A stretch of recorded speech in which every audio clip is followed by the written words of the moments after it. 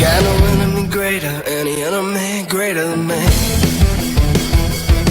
And if ever a traitor to myself I be.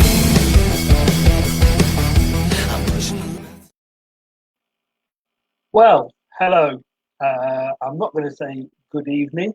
I don't know what to say after that. I can't believe I actually missed Country Files and Songs of Praise to watch that. I think a good dose of watching a sheepdog, maybe herd some sheep into a pen would have been a slightly more exciting. What was it? Leicester 0, Aston Villa 1, and the 91st minute. They seem to like scoring these late goals against us, but it was coming. It was. I felt on edge throughout the game, and it was like going back 5 or 6 months to post-lockdown games. I couldn't see either team scoring for a long time, but you know. I just don't know. I know we were a bit of a depleted team, but some of the decisions were made with the subs. I just don't get. But anyway, let's have a look here. So, good evening, Justin. Thanks for joining us. Rubbish. Well, I'm not going to argue. And thank you for keeping that clean. I think, yeah, it was. It certainly was, and I think. Brad might not be able to keep it clean as I bring him in, my post-match buddy, and I think he's sort of calmed down a little bit, which is why I always leave these matches a little bit longer for Brad to calm down. But good evening, I'm not Brad. calmed down, Chris. Good evening, mate. I'm not calmed down, not in the slightest, because I've never seen anything less entertaining than I painted a wall earlier, and I would rather watch that dry than that from both sides. You should have joined me watching Country File. Oh, I would have been better off, mate. I tell you what, anyone who paid £15 for that, demand your money back, because that was disgusting. Even Villa fans, even though you won the game, if there's Villa fans watching this, demand your money back, because that was dreadful to play box office. You're saying that because you know I paid for it. Well, yeah. I feel robbed and I didn't pay for it, mate. Was it? I mean, did that not remind you of the? Oh, I just want to say to everybody, we want to hear your views as well. You know, we've got our views, but guys, this is all for you. By all means, sit and watch us, but please feel free to join in. If you are going to make a comment and you're not signed into StreamYard, you will just come up like this, which is Facebook user. I have no idea who you are, so I can't say hello to you. But if you are signed in, like you'll come up like that with Justin Ward. So I say if you're not, stick your name at the end. But let's just go back to this. Squad depth is a massive issue, and we struggle to score goals without Vardy. We certainly do, and it's not how it should be. Justin Ward. Luke's come in. Good evening, Luke. Didn't pay tonight and not paying next weekend either. I don't think I am after that. And Justin, again, we're just so negative in the way we play. We get free kicks with men over and then play it back to Schmeichel. I mean, Justin, have you been really pinching my notes? Because you said a lot of what I've written down during that match, you know. Well, he's just seen the same game that we have, mate, and that's exactly spot on. I mean, there's some good comments in there. I think the question in depth is more in specific areas than it is over the squad. First of all, because like a compliment sandwich, we've had the negative, so let's get the positive. Fofana, just like Castagna in his debut, did not look out of place at centre-back. He did not look out of place making his debut in a big occasion today. I think he was solid. And in fact, I think he actually won headers from corners as well, which is something that we haven't been able to defend from all season and so far. And typically, the one goal we get wasn't from a corner. I mean, looking at that squad, I was worried. I've got to be honest with you. All this talk about injuries, I was, worried, especially with them coming off a 7-2 win. How they managed to put 7 past Liverpool, you made that point. I just don't know. At 5 minutes, I was sat there thinking we're doing better than Liverpool. But looking at that, I mean, Evans and Pratt went off, so maybe he wasn't fully over over his injury. But, Schmeichel, Castagna, Evans, Fofana, Justin, Pratt, Mendy, Tielemans, Perez, Barnes, Nacho. Okay, maybe we're forgetting Perez. It wasn't a weak setup, was it?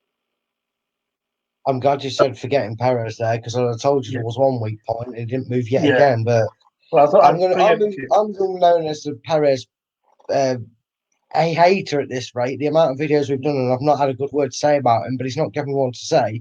But yeah, it wasn't exactly a weakened side. There's a few players in there that have got a lot more game time this season than they have over previous campaigns, let alone just on the back of last season.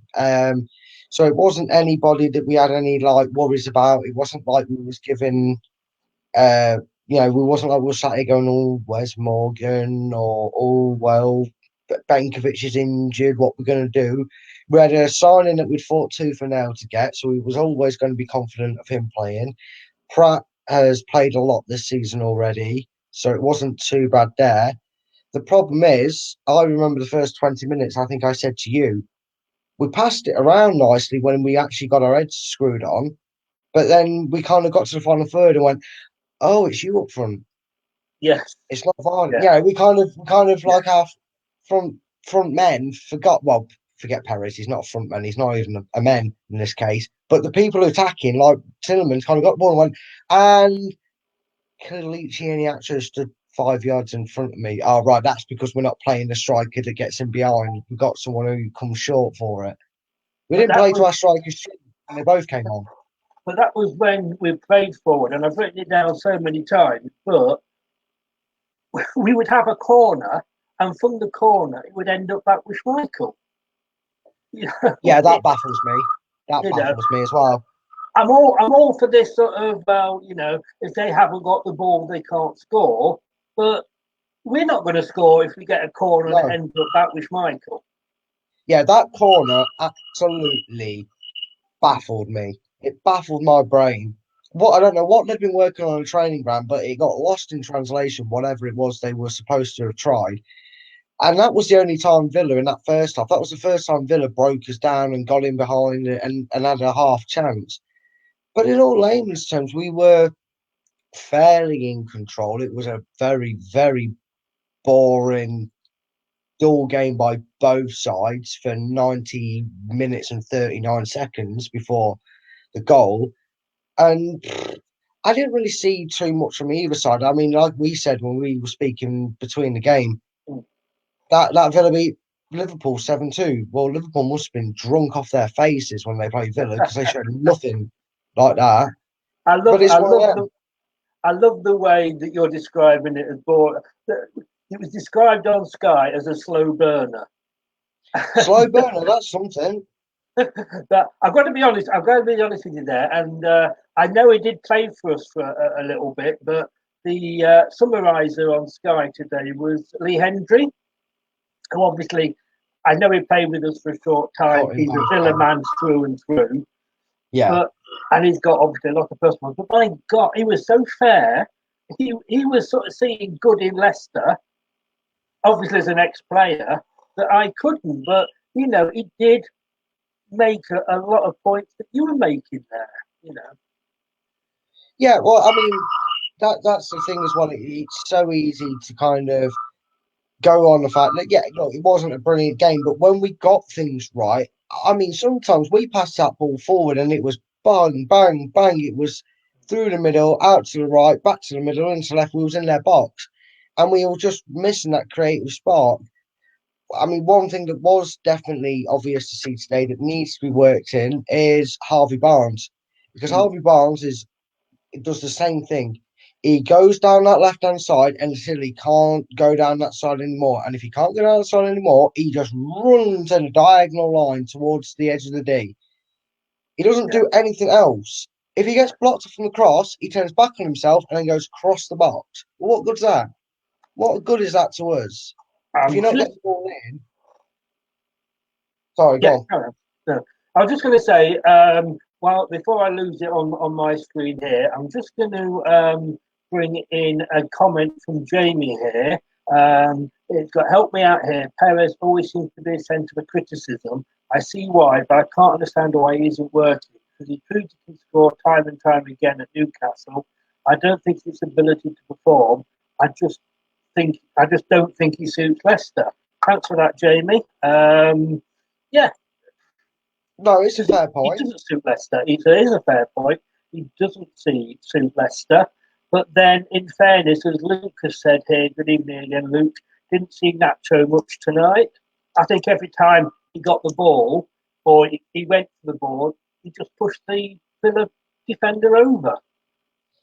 Yeah, I remember a song that someone did years ago, but a bit of a comical one. I think I did a lot for a few clubs. I think it was Heroes in Blue and White, the song. Some of you in the comments might know it. You know it as well, Chris.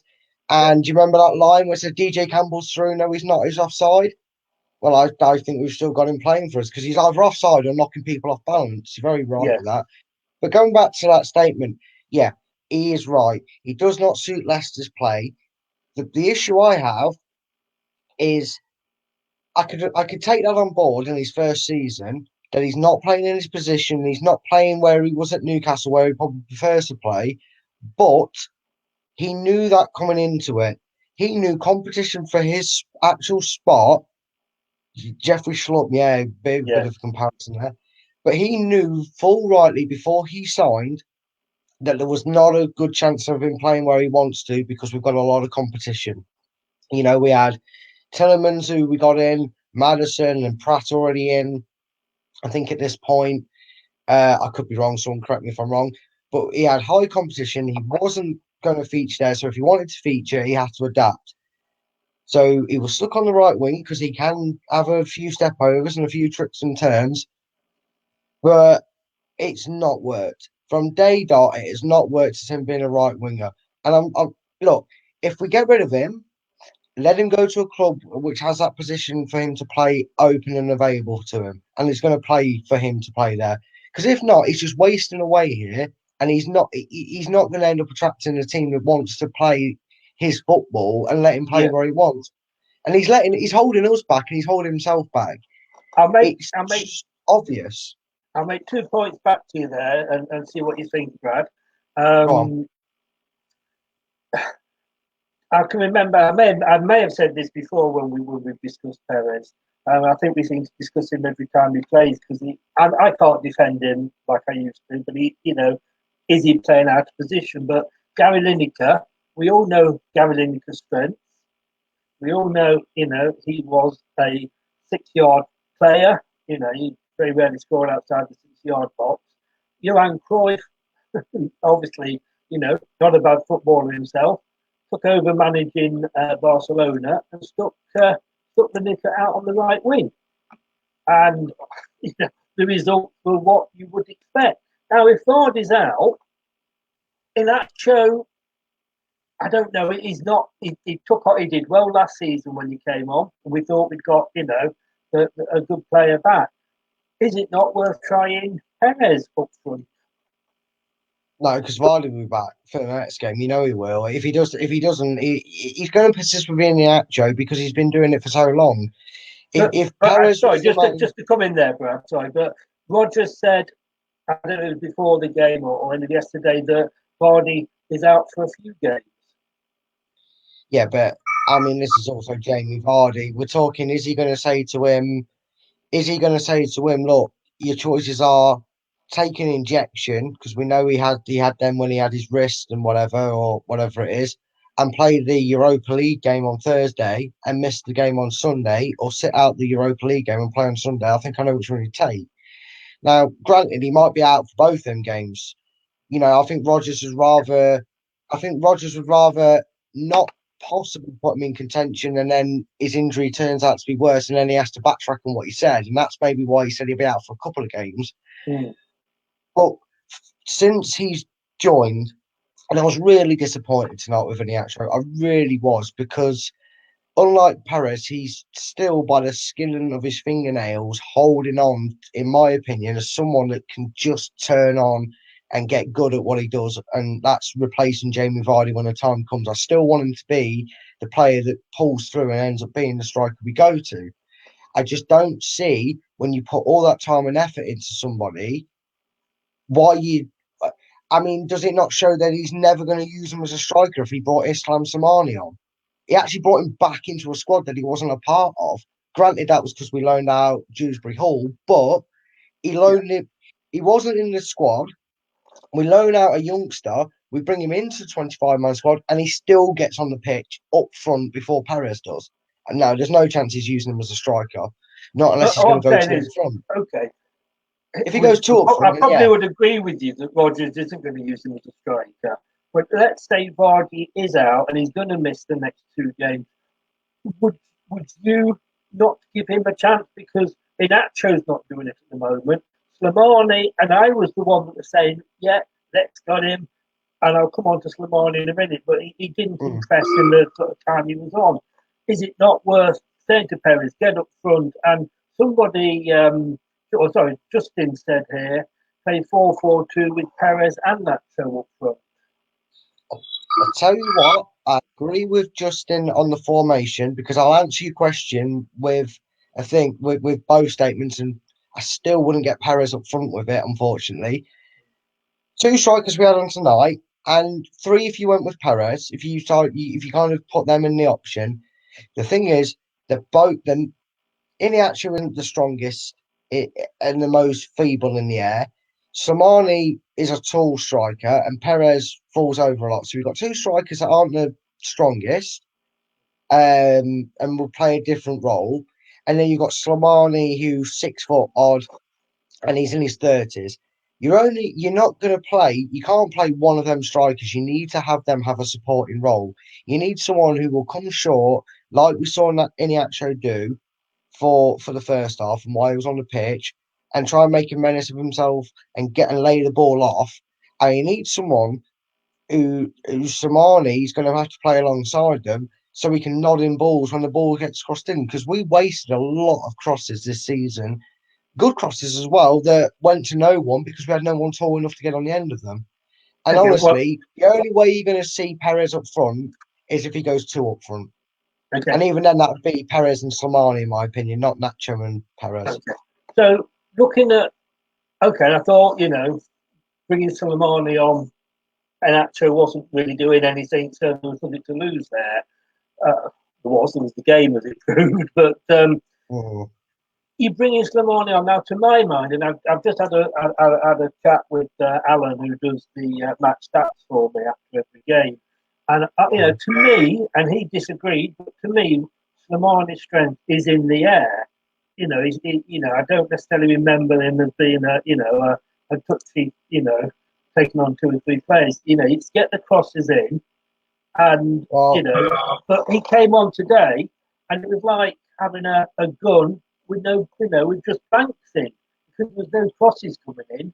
To sort of, or 1 or 2 that came in went astray, but it should have been just sorely, if you got Slimani on, piling the crosses in. Yeah, but I mean, I suppose there's a couple of options you've got with that.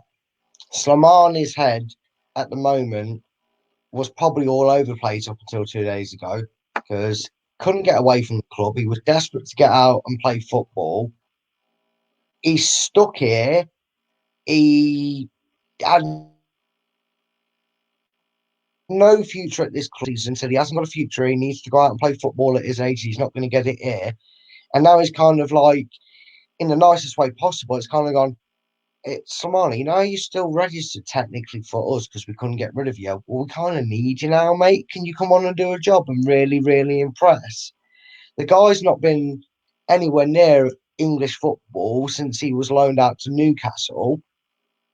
He's not got it. Remember how the reason he got dropped was because he started looking like Akinbaye with his finishing ability. I don't know where Alan's got it into his head, if I heard you correctly, in saying that his strength isn't from his ability in the air, because I think 80% of his goals in his career, let alone at his time in Leicester, were from his head. The only goal I remember on his foot was that absolute worldie against Liverpool, which even the commentators don't remember him finishing well with his feet. No. He's a header. But the problem is, when you've got someone like that on, the team who are defending it know what to expect.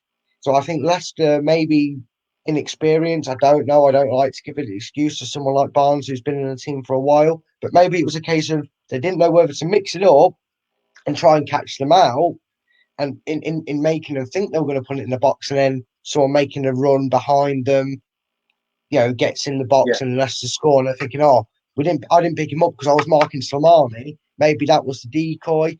But I was like I was thinking, we've put in less crosses since he's come on. Yeah. But that and it didn't make sense. Alan made the point that, Mings would have probably sort of mocked everything up had we been pinging the crosses in anyway. So, yeah, it's a good point. And I think as well, I mean, I've made a couple of, I made it, first of all, I think twice I made a note that at one point, and I'm just trying to go through my notes here, we had three players in their box who were going for goal. And whilst we had three players in their box, they had 9 players, not including the goalkeeper, defending. Now, there's no way, unless you're Messi or possibly Ronaldo, if you've only got 3 players, you're going to get past nine defenders. Well, you could just try what Ross Barkley did. Yeah. Because we had men behind the ball for ours. I mean, both teams cancelled each other out defensively. I don't think anybody put a foot wrong in either side of the defence. There was a few moments from both defence, but you get that with the new rule of being able to play it from the back and kick it out in your own area. That always causes a few heart and mouse moments, but that's what it resorted to. Look, describe this game on its most exciting moment. It was Ross Barkley hit a shot and it went in. That was it. That was it. Match highlights. Ross Barkley shoots in the 91st minute. Because there wasn't much else apart from Brandon Traore probably had the best chance of the game before that when he had a free header. And even that was too high for him to get any power behind it. He could just head it into Casper's hands. I think Yuri Tillemans maybe. Did he have one that their keeper had to save? Yeah. Don't remember much. I'm trying to really search some memory banks for that 90 minutes. I think if you look at the stats for the whole game, the possession was lit straight down the middle, 50% each. We had 11 shots, they had 10. We had 5 on target, they had 4. But obviously the main thing is the one that goes in the ones that go in the net. But I want to come on to. I saw it, and I've got to be honest with you. Alan's gone, and we'll come on to him in a minute, Fofana, but he had a brilliant game, and he's gone for Fofana as his man of the match. He looked assured at the back. I also thought Mendy was having a really, really good game. I thought he was pinging it back. He got a lovely chip into the box, and I can't understand why, unless he was carrying a knock or. But Chowdhury on for Mendy. I mean, surely we needed, it's 0-0 again. Rogers substitutions confuse me sometimes, but I would have maybe say brought on Perez on the pitch for 90 minutes. Well, exactly. I mean, I would have brought Perez off, stuck Albrighton on, and got those crosses in. Hopefully for Slimani. But that was the game was crying out for. The game was crying out for someone creative like Maddison to come on. Me and you talked at the half time, and the thing was very true. The adverts were more, and I subscribed to a few things. It was more interesting than the match. Yeah. But we said this at half time. Maddison needed to come on. Perez needed just taking off. I know I jokingly left that blank for you when you asked who I'd put on because I'd rather just Perez be off because it's starting with 10 men either way. But I'm already starting to question whether, when I say to you, if you could interview anybody, what would you ask them? Well, if I could interview Brendan Rodgers after that game, I'd say, Brendan, is Perez blackmailing you to start games? Blink 1 for yes and twice for no. Because I don't understand why we brought someone in on loan and you're telling me he's not up to scratch to play in the Premier League. Yeah. He's had an international break and settled in now, and he's had minutes on the pitch. Why is he not starting? Why? He must be blackmailing him. I can't understand why Perez is getting picked every week. But going back to the Chowdhury Mendy, I think it was just a like for like, and maybe I think, mate, did Mendy get a yellow card at that point? Because I know he made a bit of what seemed a lackluster challenge at that point, like a bit leggy. He looks a bit leggy. I don't remember him getting one, but there was a lot going out. I think the match was actually being refereed by Santa Claus. The amount of cards that were being sent out in that game. Players, I tell you. Yeah, it went. There was like a mad last 10 minutes of the first half, and every tackle seemed to get being booked. Yeah. And somebody said on the thing in the Facebook group he couldn't see it finishing 11-11. But hey, there is some good news.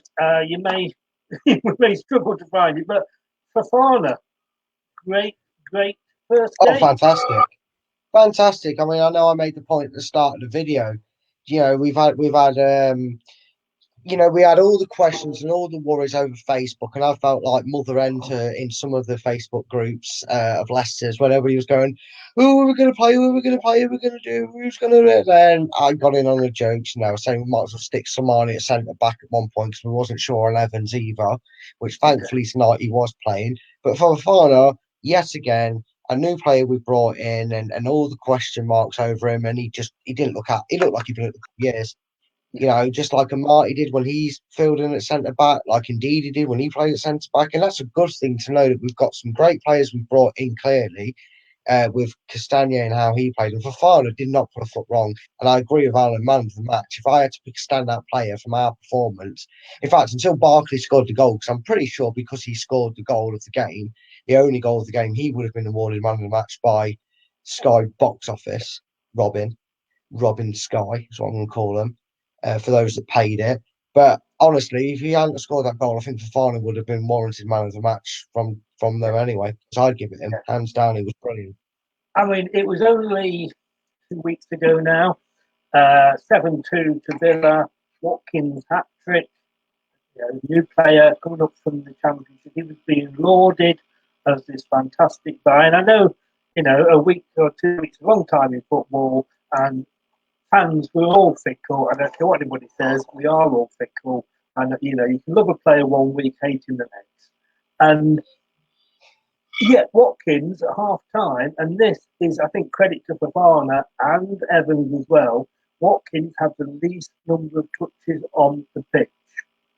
When I first wrote it, with about a couple of minutes left to go, he'd had 5 touches. I think he ended up with 8 touches in the first half.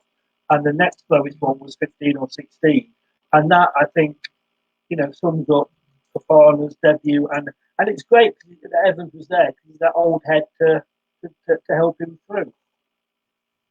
Yeah, and I think when you're making your debut, no matter what age you're at or how many games you've played before, it's always nice to have an experienced head right next to you like Evans. And I don't think it would have been too much different had it been say Soyuncu was fit and had played over Evans. I don't think it'd have made too much difference to him. But it's always nice to have that experienced head next to you than maybe if it had been, say, Benkovic and Fofana, he might have been a little bit cautious of it. But I think I remember hearing on the version that I watched on, because it definitely wasn't Sky, I wasn't paying for it. I'm going to keep making that point. Was that they said very much at the start. It seems that Smith had sent Ollie Watkins out with the instructions to put Fofana under pressure. And like you said, I have to admit, pretty much apart from the obvious that separated Leicester, I think in every department they matched Leicester and Villa matched Leicester and Leicester matched Villa, because I don't remember Watkins touching the ball much. You're telling me he touched the ball 8 times in the first half. I don't know how many of them were in the final third or to any effect, because he didn't do any more than Iheanacho did. And here we are giving Iheanacho a lot of stick. It was 5, like I say, 45 minutes. It was 5. I think in that last bit of injury time, he got 2 or 3 in one move. Justin added there earlier. Just bring it in now. We saw tonight what we missed from Vardy. Not just his goal. He looks for space and grabs defenders away to give space for other players. He does. I mean, last year. Well, let's go back to when we won the Premier League. Yeah, everyone was saying we were a one-man team, but he got sent off against Villa as it happened, I think, and we went to beat Swansea 4-0. You know, we had the likes of Ujoa, we had other players that were coming in with the goals. I could not see where a Leicester goal was coming from without Vardy today. No, and again, I think it's like, well, you've got something making noises your end, Chris. Yes, Stop roaring. that's a fan on the HP laptop, I think. Oh, right. And again, I go back to the point that I made earlier. I think it was really easy to see. It was all nice, tippy tappy, perfect passing football. That if it wasn't perfect, we seemed to go back to the goalkeeper, which is the point you stressed enough, and I agree with him. But then we got kind of to the final third, and it was like our players had amnesia and forgot who was on the pitch. We forgot Vardy was sat in row W in the West Stand watching injured. And we didn't realise we had a different, not just a different striker, but a different style of striker. And I think it was really painfully obvious to see tonight, like I've made the point before when you begged the question about putting Perez up front, them individuals that we named Slimani, Perez, and Nacho cannot do what Vardy can do. They cannot take the striker's role on their own. They need support. They need a second striker. I don't know. Maybe as a last will and resort, if Vardy is out for the first Europa League game, you go with them up front. I think it needs to happen. If Vardy's not there or he's not available, or for whatever reason you're dropping Vardy, because he has been dropped before by a certain Claude Puel. I'm not saying Rodgers would ever do that and get the pitchforks out on him, but if he did, for whatever reason, I think it would be pivotal that we go to up front, because I think enough times now we've seen Iniacho plays a role that needs, because he comes deeper and the way he kind of he is to me, he reminds me of some of the goals I remember seeing him do at Man City. He reminds me of Tony Cottee and Matty Fry, probably more realistic in the quality. He gets balls, he can turn on a six punch, he can hit it.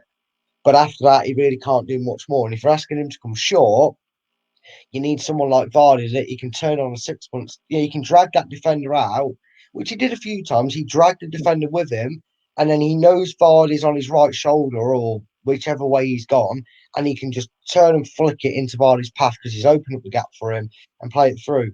These strikers like Iniacho and Perez and Slimani, because Slimani can use his strength to hold a ball up or nod it down or nod it into his path to, like players of Somali stature do for other clubs, for their clubs and whatnot. They need that second striker to play off. If anything tonight, and I know he's my favourite person to pick on, making no apologies for it, I'd have dragged Perez off and put Somali on to keep in the actual one, because I think they'd have both been doubly as effective as what they were for the game.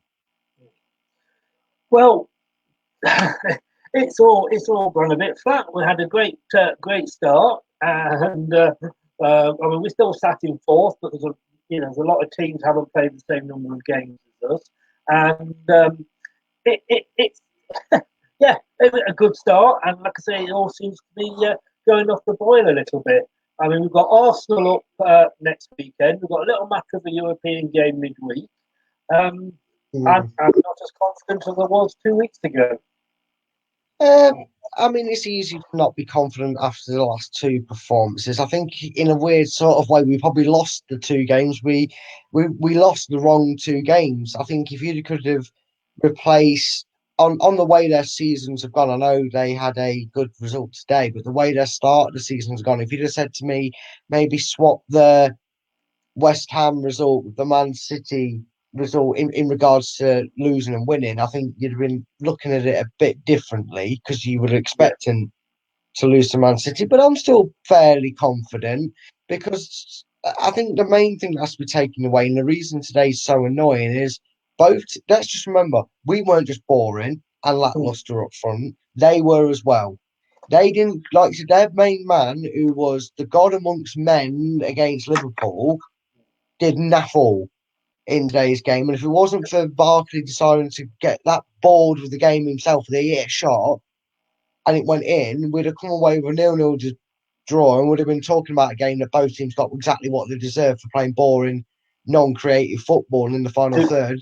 Do you remember, though, the last time a Midlands team, like I said right at the beginning in my introduction, the last time a certain Midlands team just avoided relegation, had a good start to the next season, went on and won it. That it might be worth sticking out and having a 5 on Villa. I'd rather give 15 quid to Sky Box Office and take that bet.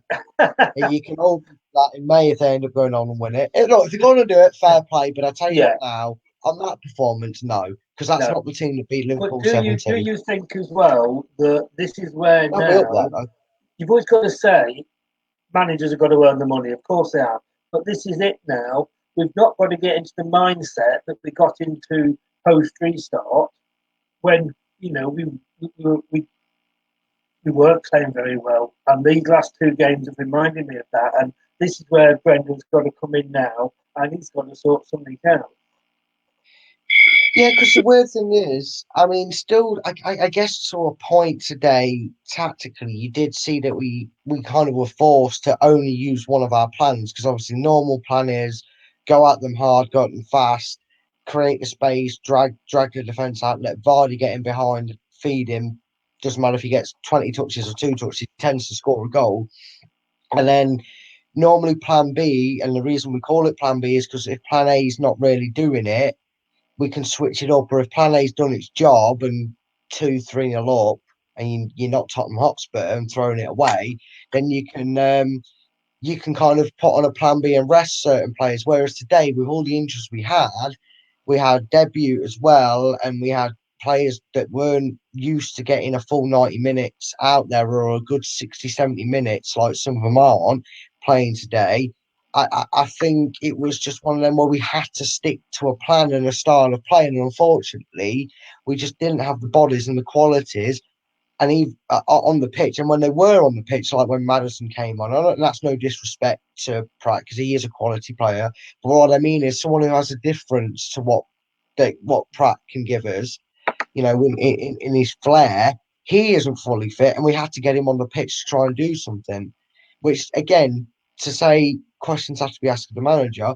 Why in God's green earth was a certain somebody, he's like Voldemort, he who must not be named, I'm going to start calling him, wasn't taken off and under put on? Or Albrighton, like you said. Why wasn't somebody differently put on exactly like you said, Albrighton? Because as soon as you said it, I actually forgot he was on the bench because I didn't see the bench.